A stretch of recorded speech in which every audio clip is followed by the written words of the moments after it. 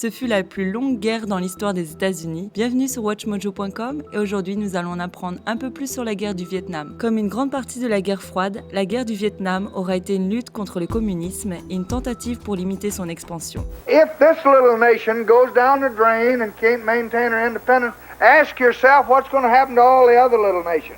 En 1954, le Vietnam est divisé en deux zones lors de la conférence de Genève. Le nord du Vietnam devient la République démocratique du Vietnam. Il s'agit d'un État communiste dirigé par Ho Chi Minh. Le sud du Vietnam, quant à lui, est non communiste et son premier président aura été Ngo Dinh Diem. En 1955, Diem lance une campagne dénonçant le communisme. Des activités soupçonnées communistes sont condamnées et punies par des peines d'emprisonnement et même de mort. Son régime perdra de sa popularité au point qu'une importante partie du sud du Vietnam soutiendra les communistes. Cela conduira à une campagne de guérilla qui apparaîtra dans le sud à la fin 1956. Nommé le Front National pour la Libération, ce mouvement a été plus communément appelé le Viet Cong. Dirigé par Ho Chi Minh, ils utiliseront la propagande armée pour mener leur bataille. Cette violence ciblée est initialement destinée envers des hommes politiques, puis se répandra dans l'espoir d'unifier le pays sous un seul régime communiste. Dans une tentative visant à limiter l'expansion du communisme dans les pays voisins, les États-Unis commencent l'entraînement des forces dans le sud vers la fin des années 50. À cette époque, avec le soutien du gouvernement américain, un coup d'État pour renverser Diem est en cours de discussion. It's their war.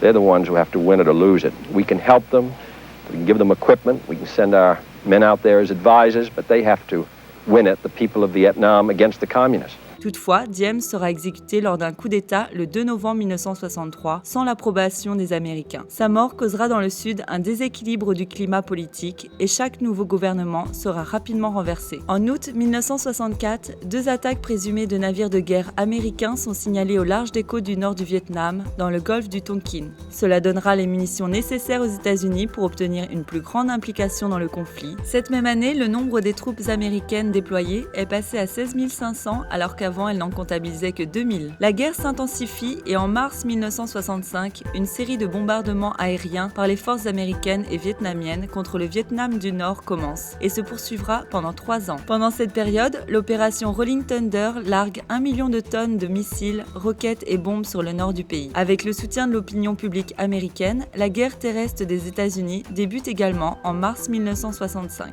3500 marines sont envoyés au sud pour une mission défensive et en décembre, leur nombre s'élèvera à 2000. Cependant, les forces armées de la République du Vietnam du Sud connaîtront de grandes pertes lors d'un certain nombre de batailles au cours des mois suivants et le moral chutera. Les États-Unis décident alors qu'ils doivent intervenir encore davantage afin de gagner la guerre. Auparavant, ils insistaient sur le fait qu'il appartenait aux Vietnamiens de finir les choses. Le président Lyndon Johnson et son administration tenteront de transformer la guerre et ses progrès dans les médias américains en mettant en relief des histoires démontrant la progression de la guerre. All the challenges have been met.